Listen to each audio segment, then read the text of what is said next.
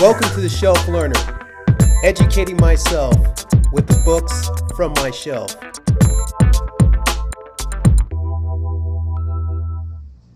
Recently, I checked out from the library the book I'd Rather Be Reading, The Delights and Dilemma of the Reading Life by Anne Bogel. I read this book more than 2 years ago on the 22nd of January 2023, and I felt inspired to pick it up again, primarily because of the fact that I happen to live in a community where there's not that many readers, at least people who read as much as I do and the types of books that I read. So it's refreshing to pick up a book like I'd Rather Be Reading by Anne Bogel. Anne Bogel, she is the creator of the popular blog Modern Mrs. Darcy, as well as the podcast What Should I Read Next?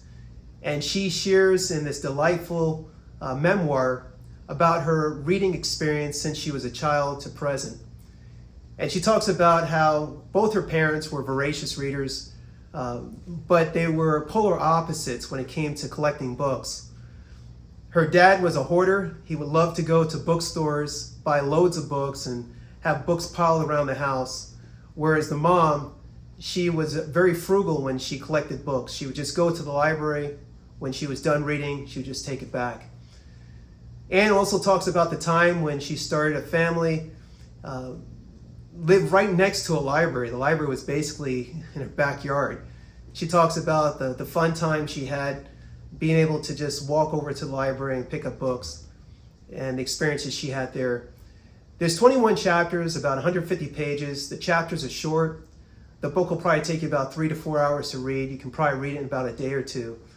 And it's a great book for people who love to read, especially mothers in the ages of 35 to 45 will definitely love this book as well. The greatest takeaway for me was in the last chapter, which was titled, I'd Rather Be Reading, just like the title of the book.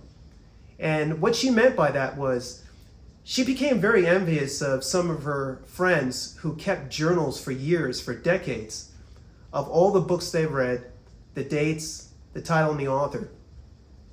And she realized that in a way it's like giving a gift to your future self.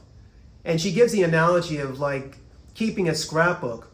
When you go on vacation, most people would rather just enjoy the moment as opposed to taking photos.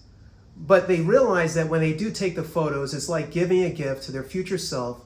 So when they open up that scrapbook and look at those pictures, it's like reliving the experience. And the same goes with keeping a reading journal. It's something I've been doing for over 34 years. Since 1991, I've kept track of the dates, the titles, and the author of every single book that I've read.